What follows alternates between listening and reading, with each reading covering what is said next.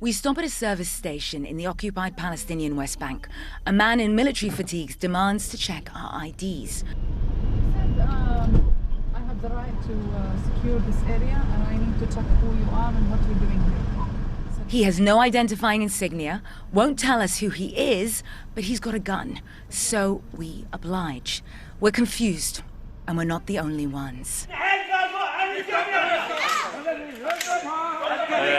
CNN obtained this video from inside Hebron, a divided city, filmed a few days after the Hamas October 7 attack.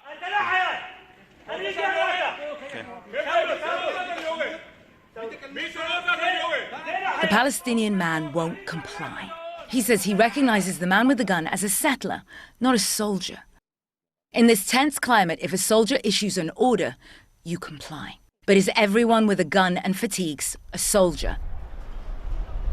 The West Bank is under Israeli military occupation. It's also believed to be home to almost 750,000 settlers, Israeli civilians living in the occupied territories. Settlers consider this part of their biblical homeland and are expanding into Palestinian territories, even though the UN Security Council considers their presence illegal. Yet settlers are integral to Israel's security plan in the occupied territories, as Israel Defense Force reservists and settlement security squads. Responding, the IDF says, to security threats in settlements, towns, and villages. Palestinians told CNN they consider armed settlers a greater threat than ever before.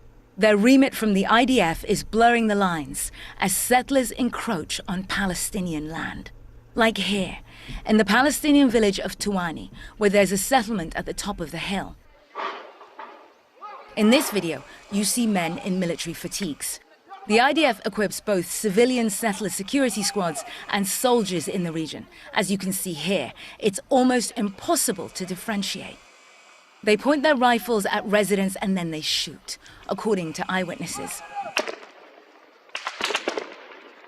CNN shared the images we gathered in the West Bank with a senior IDF official who was unable to tell us who here is in the IDF and who is not. We asked how then are Palestinians expected to differentiate. The official told CNN there have been cases of reservists who did not act in accordance with army standards, adding there is no place in the IDF for such behavior. Every case that breaches army standards will be investigated. Palestinians, the official said, should contact their local brigade.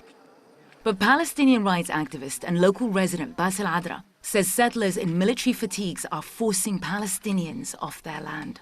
These settlers and with their guns, and they're pointing it to the head of the residents, and they tell them, if you don't leave in 24 hours, we will shot you. So the family would understand that they're not playing. It's a serious threat of killing if you don't leave your home. That led for like 35 families to leave. And these settlers have been wearing uniform also. Settlers have heavyweight support in Israel's far-right government. Itamar Ben-Gvir, Minister for National Security, settler. After the Hamas October 7 attack, Ben-Gvir loosened gun permit regulations, making it easier for tens of thousands of Israeli civilians to bear arms. Bezalel Smotrich, Minister of Finance, settler. Also post-attack, pushed through over $100 million for West Bank security, including funds for training and equipping settler security squads. But it's not just arming and equipping. We witnessed firsthand some of the restrictions the IDF impose on Palestinians.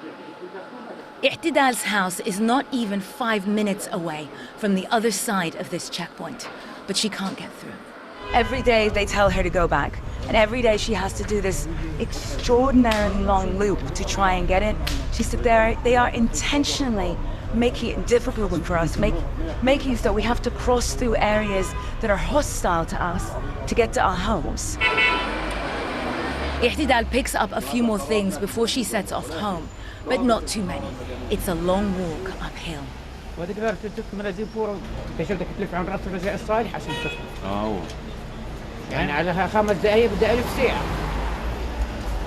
Since the 1990s, the city of Hebron has seen many curfews. The day we visited, there was a curfew in place from 7 p.m. to 7 a.m. Ihtidal has to go through this checkpoint. Palestinians have to be searched.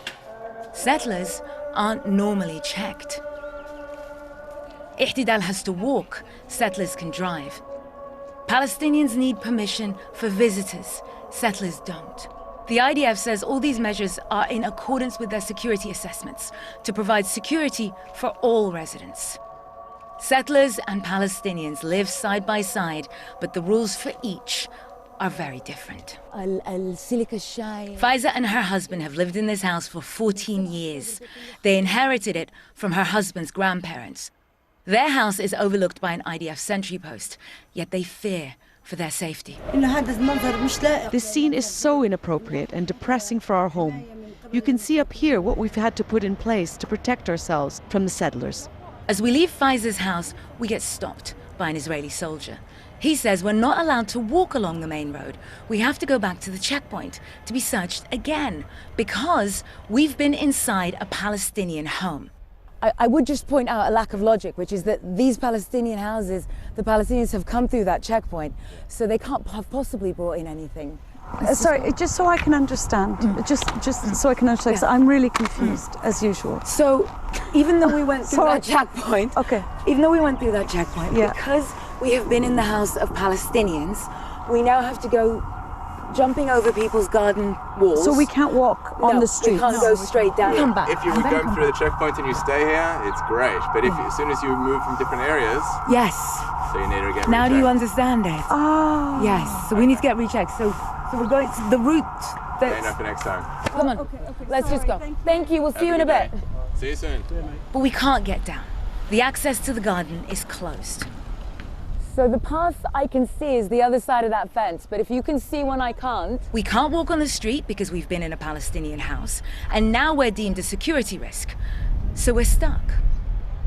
Eventually, the soldier has to call into his superior to give us special permission to walk on the main road. Thank you so much. We head out and back through the checkpoint where we're searched again. A tiny glimpse into what Palestinians navigate every day. The UN says that post-October 7th, over 1,000 Palestinians in the West Bank have been displaced, forced from home by security restrictions and settler violence. The US and UK are now sanctioning extreme settlers, but Palestinians say it's not enough. Not when settlers can cloak themselves in the authority of the Israeli state. Nima Elbagir, CNN, Hebron.